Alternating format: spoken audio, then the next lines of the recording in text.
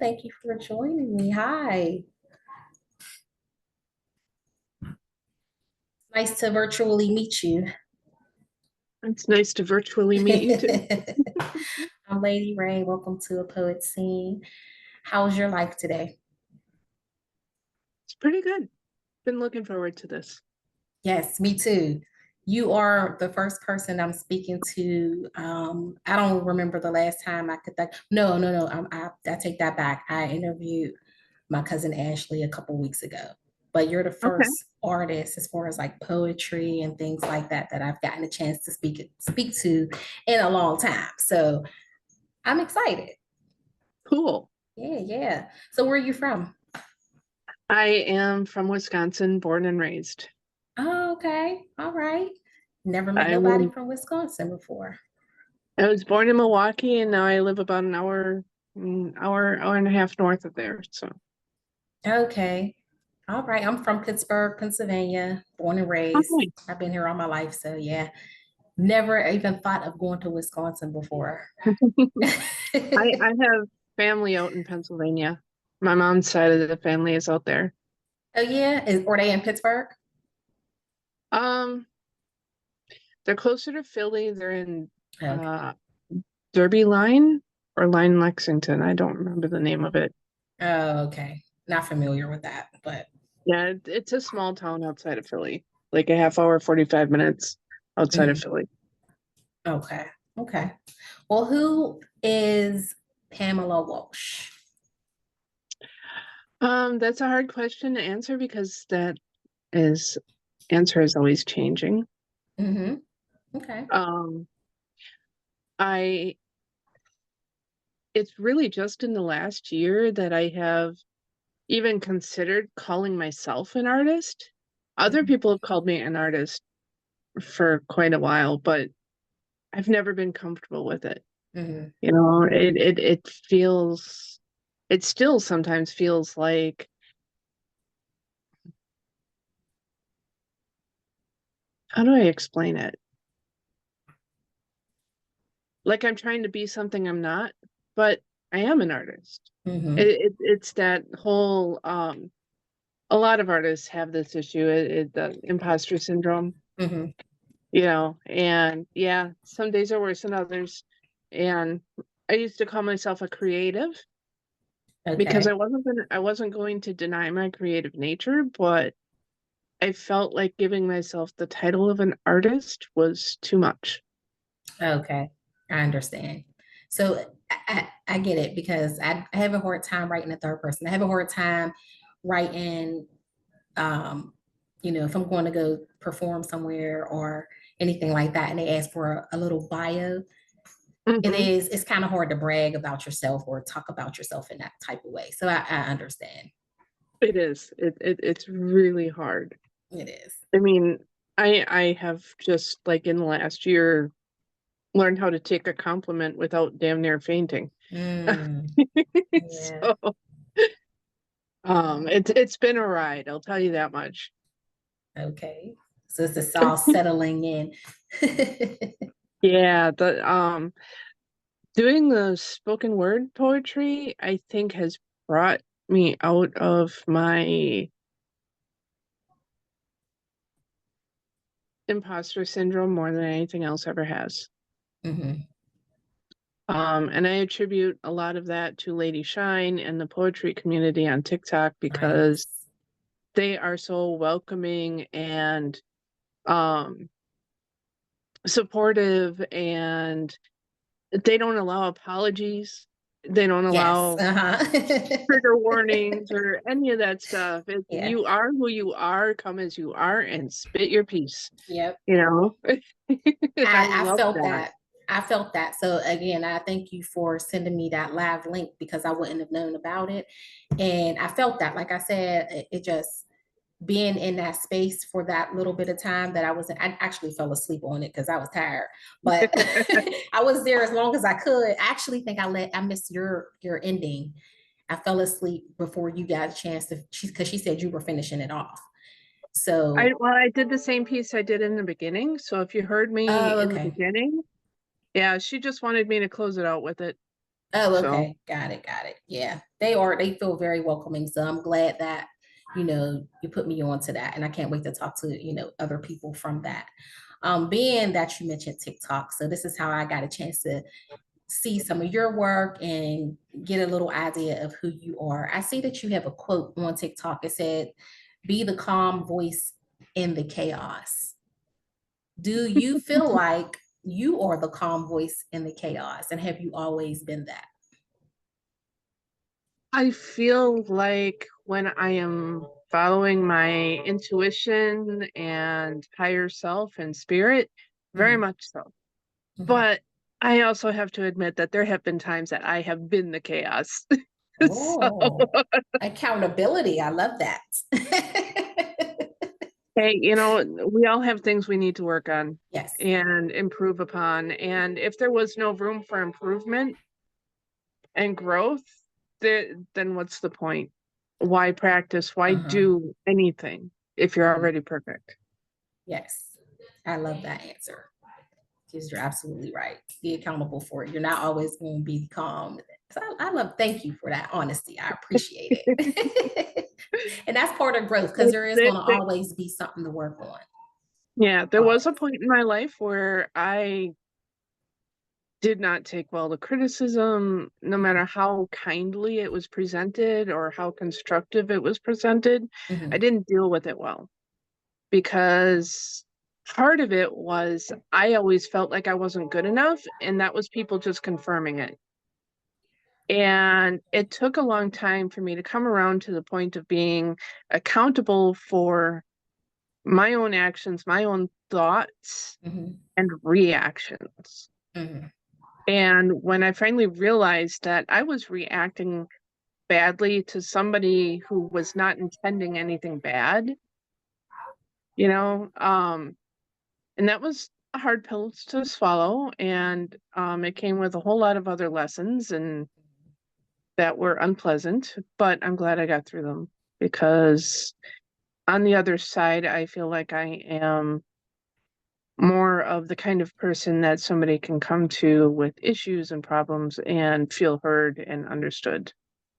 And that's all I really want is to give people a sense of community and belonging and being understood and heard because it sucks to be out there feeling like you are completely alone. mhm, Even when you're in a room full of people or a house full of family, there were mhm, a lot of times I felt completely alone, and I hate that feeling. And if I can mitigate that for anybody else, I will. mhm, As long as I'm not sacrificing my own peace to do so. mhm. Which that was a hard lesson to learn too. I bet. I bet. That's the perfect way of treating others how you want to be treated. That's the Mhm. perfect example of that. You want to be that person that you can listen to other people and you can uplift. My thing now is, just speaking life into others as much as I Mhm. possibly can. If I don't really have anything to talk about with you, then what are we talking about? What are we talking for? If we're not speaking Mhm. life into each other, then what is Yep. this conversation about? Um, I do want to get to the one poem that I actually commented on, but before I do, I have to ask you about some of these things that you mentioned, the other parts of you that makes you an artist, other than poetry and spoken word. You did say that you draw, Mhm. and there is another thing. What else? I wrote it down. Let me get my little notes here because I ain't gonna remember everything. So you draw, you carve, you paint Mhm. miniature D&D characters, Yep. epoxy. Now, epoxy is a sort of adhesive, right? No, epoxy, well, it can be, but I'm talking stuff like this Okay, where I that's have pretty. something inside Mhm. piece uh epoxy that I poured in there and it's in there forever now. That is that's beautiful. It's like, is that like the tree of life? Is that what that Yeah, is like? it This is technically organite, because it has quartz and Mhm, copper, and it's supposed to be something that helps rid an area of negative energy. But I like the tree of life thing. I like working with wires, so mhm. I have the tree of life clinging to quartz inside epoxy. That's And beautiful. the reason that this works, and I haven't read a lot about it, but the reason this works is because quartz is a stone that naturally has a pulse to it, which is Mm, why they use it in watches and stuff. mm, mhm. Um, and when you compress it, it activates its energy, and epoxy, when it cures, it compresses, it shrinks, so it compresses the quartz. And then when you have Okay. the copper with it, it becomes a conduit. So So you made that from scratch, like handmade, all from yeah, you. yes. Wow. Okay. How long Um, does it take for you to make something like that? um, that really depends. I don't keep track of my time because a lot of times when I'm sitting and waiting for my turn in like Lady Shines Live, Mhm. I will sit there and work on twisting a piece or starting a Oh, piece or okay. cutting the wires. And so I don't really keep track of my time, but I don't think it takes me more than 3, 4 hours to do Hmm. the wire tree, because there's a lot of twisting and stuff that goes on in there. Um, it may not take that long, I'm not sure. Do And you sell then these pieces? I have, I just haven't done it much yet. I don't Mhm. have a store or anything yet. Okay. Okay. Um, Yet. You say yet. So, and then as far as carving goes, I carved this out of a scrap piece of epoxy that I cut off of a project, okay. and it's hand carved Mhm. in a twist pattern with a hole in it. Oh, that's nice. And this is a hair stick. This is a piece of spalted maple along with epoxy. Again, I carved the epoxy. And on the Mhm. top of the wood, I painted a river and mountain scene, and then en- encased that in clear epoxy and make it look like a crystal. That's pretty. Thank Very you. pretty. Yes. You're welcome. And I do like keychains Mhm. and um, refrigerator magnets and all kinds of stuff. You be busy.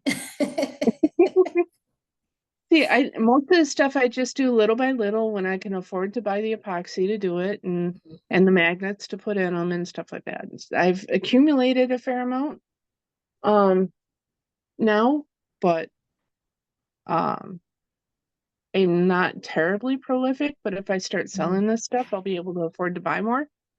Yeah. Epoxy and stuff like epoxy is expensive, but I also Oh, made jars. like a little candy jar. That's what it looks like. Or Yeah, candles, something like that. Yeah, that's pretty. Looks all and trinket. glittery. This is actually filled with glass pebbles. Oh yeah, that's beautiful. Um, this is a mushroom, and I actually have a nightlight in the cap of this one. Oh, that is so cool. Oh wow, that's That took cool. forever to carve Yeah. that out of there. Yeah, But you got it done. yep, I got it done. And then little trinket bowls. I Mm. don't have the mold for this anymore, but I have a bunch of these made. Um,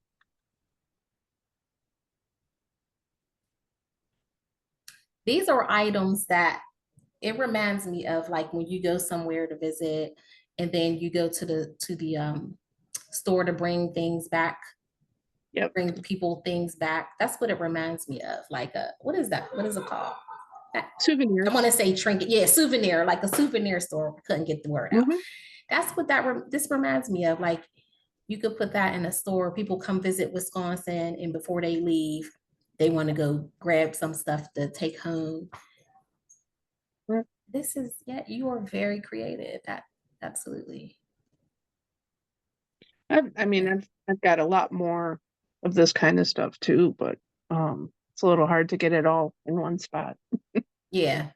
Now, were you always this way? Like as a child, did you find yourself, fiddling with things and putting things Yeah, together? Yeah.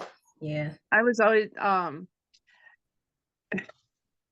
gosh, I remember going on a road trip with my dad when I was 3. Now that you got to understand, this was 1973, and there Okay. wasn't a whole lot for seat belts and Mm-hmm. stuff like that. And yes, I had my seat belt on in the front seat with my dad when I was Mm-hmm. 3. There was no car seat. Um, and at 3 years old, where most kids were still chewing on pens, I was taking them apart. Yeah. I couldn't always get them back together again at 3, Mhm. usually because something went flying and I couldn't find it, but, that's how my dad kept me occupied. He gave Get me some stuff to take pens. apart. Like there's a spring in there. You open it up, you get to it. I'm pretty sure there's been a time or 2 that I hit my dad in the head with spring, but, you know, That's all it's a right. price you pay, right? Yeah, that's all right. That don't hurt. That don't hurt at all. Now, what about your first time performing poetry live in front of an audience? Do you remember your first time doing that? Okay, there was at one point when I was 19, I Hmm. did do that. Um, my mom and I were talking about my poems because she had just found my book of poems that I had written Mm. out. Okay. And she was concerned about me because a lot of them were fairly dark. Oh, Um, and somebody from the local college who is in the English program or something like that, um, overheard us talking about it. And I actually had it in my backpack with me. And he was like, would you be willing to, perform those in front of some students and teachers? And I'm like, sure. wow. You know, just one of those things like, okay, and I did do that. And it ended up being about 12 people, I think. And we just sat in a circle with Okay. chairs. So it's not like I've ever done it where I've gotten up to a mic and performed it on stage. I've never done Hmm. that. But I have done it face to face with other people. Okay. What And was the then response like for your first time doing that? You're sitting there, you're reciting, and how did they I don't react? I was shaking inside and very concerned because especially the darker ones, it took a Mhm. moment for people to react. And I mean, compared to the stuff I write now, it you can tell I was young. But anyway, mostly they received it pretty well, but I still had my doubts as to Mhm. whether or not anybody actually liked it. But I think that was more in my own head than because of any reactions that anybody had. Um, although I did say because of the conversation that my mother and I had, I did tell them in the beginning that a lot of the poems were dark, but that's not necessarily where my head is at. Okay. You Gave them a little know? disclaimer. Yeah, I don't do that anymore. Mm-mm. If somebody's concerned enough to ask, they can ask. Yeah. But Yeah. beyond that, you get what you get. Yeah. As it should be. Um, so I would love to actually perform in front of other people, but I don't. Part of what concerns me is I don't memorize things well, Hmm. so I would have to have it in front of me, That's okay. and I don't know how accepted that is. Um, So I used to feel the same way, and I still do. Like I had to. It's funny. I had to memorize. That's pretty. I love that color. I love thank you. that color. I had to memorize I was in this monologue show. It was called Brown Mama Monologues.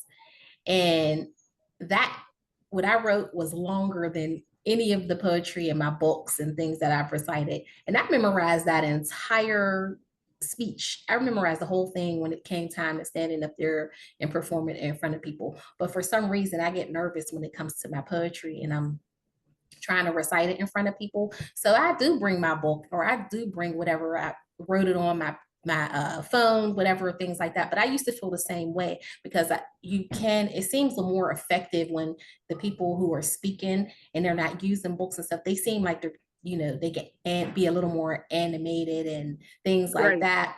But I went to see Nikki Giovanni when she came to Pittsburgh. The last time she came to Pittsburgh, I think it was maybe like 2 years ago. And she was reading right out of her book. So I was like, well, listen, I think what I if would she need to gonna read in do, front of, you know, out of the book, then I can too. yeah, I think what I would need to do is I would need to have it there in front of me, Mm-hmm. try to memorize it, but be able to see it there just to feel better. Just in case, yeah. Or practice it, you know, things that you Yeah. want to perform like that, practice it because I did have to learn like the difference in my cadence and things like Hmm. that from other poets. They were like pulling me to the side and talking to me about my delivery of things. Yeah. And some things I still don't know how to deliver. I just sometimes when I first started, I was just up there talking. Okay. I wasn't, there Hmm. was no rhythm or, you know, and some things do call for that rhythm and cadence, but some stuff is just like, I just need to get this out. But practice. Yeah, I feel like I'm more of a storyteller than a poet. Mm-hmm. There is some cadence to what I do, I guess. I don't know. Mm-hmm. Um, but I would actually prefer it if I got a little more constructive criticism than praise. Why is that? Because I feel like I still have a lot to learn and I Mm-hmm. don't know how much I'm learning. I'm just practicing, Okay. and Understood. I want to learn more. I want to have a better idea of how everything that I am doing is Mm-hmm. coming across to the audience because there's a disconnect there in my brain between how I feel it Mm-hmm. and how I think other people receive it. Okay. So, um, but I think that that is something that is going to have to happen more on a personal level with somebody Mm-hmm. rather than an open forum. Or you could Um, create a little group, you know, TikTok or whatever, and then, you know, people could come in and critique each other. I've sat around people who've done that as well. I've been invited to stuff like that, so I know what you're talking about. But you can share your pieces, and then everybody can give some constructive criticism. You could yeah. go ahead and get that started. Go That ahead. is an idea. I've been looking for an idea for to doing lives and Mm-hmm. some I something unique. Because when I go live, it's not very often, and I usually just work on some art and talk with people, and that's Mm-hmm. fine. But if I'm going to settle into a time slot, I want there to be something specific that I'm providing So or is allowing there, for. I've never went live yet. Is there a way to close off your live? Like, do you, so you could have your only certain people that you want in it to give constructive criticism? Is there something you could do like that, or that's not really something you could do on there, not on that Um, platform? not so much on that platform, but Okay. that's why you have moderators, Hmm. and you people cannot just jump up in the live and be live with you Okay. Okay. without there being permission. Okay. So anybody can be in your comments. Mm. And that's why you have moderators to watch the comments, to make sure that if there's anybody that's being um not what you want the environment to be, they can either mute them or get rid of them. Okay. But as far as controlling who all is in there, you really No. can't. And then there's the FYP. So anybody could be watching it and you don't necessarily know. Okay. Okay, got it. One of these days I'm gonna go live. But before our time is up here, I do want to get to the coercion is not consent piece. Okay. Is it, do you mind spitting something right now? Is that okay if you do that one or any of them that you want to do? But I really like that one. Okay. Give me a minute to find it. Okay. It just brought Oh, back some memories, to be honest. it did when I was writing it too. Let me search for it. That'll be easier. I think that's a piece that everyone should hear. Yeah, I've kind of gotten away from doing that because I did it a lot at first when I first wrote it. Mhm. And I feel like if you overdo a piece, it loses its power. Mm. So I've backed off on doing it, but now I think I've gotten to a point where if I am in a live where there's a lot of people that I have not seen before and it's an open mic, I will do it again. Okay. And it's different every time I do it. So I mean the words are the same, but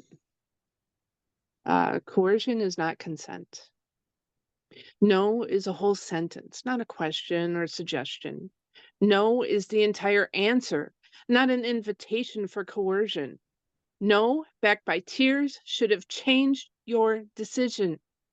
No, I'm not in the mood doesn't mean harass me until I give in. No, please just hear me. Listen to the anguish I'm drowning in. No. Do I need to scream it for you to feel how I despise me? No, please not tonight. But it's my love you weaponize. No. My voice falters, hating the victory in your eyes. No. I whimper. Familiar caresses make my heart cry. No. Whispered within, enduring love-making that feels like lies. No, I don't want this. Fake it to make it go away, my mind cries. No, self-loathing in every tear he ignores. No, self-worth remains as I allow him nightly to take me like a whore. No, I won't let him do this anymore. No, I linger at work, desperate to avoid the touch I abhor. No, I practice as I drive back to a home I once adored. No, his intent clear, his nightly need, my duty to heed, I've no right to ignore. No, I scream in desperation. Coercion is not consent. No, don't touch me. Tears fall in traitorous dissent. No, my voice cracks. Like a predator, he tries to prey on perceived weakness, offering comfort. But I see the way his manipulation plays out. Huh, no. An eerie calm settles in. The control he had has been broken. No, don't touch me. Just here to get my things. Well, Mm. Pamela Walsh, I appreciate you. I appreciate your time. Thank you so much for being part of a poet scene, and I would love to do this with you again. But before this thing cuts us off, I'm just gonna I'm gonna put it to end before it cuts us off. So again, I thank you for your time. Please keep in touch with me, and I will keep in touch with you. Okay. thank you very much. I appreciate this, and I'm very honored to be part of this. Thank Thank you. you. Yes. Have a great day. You Peace. too.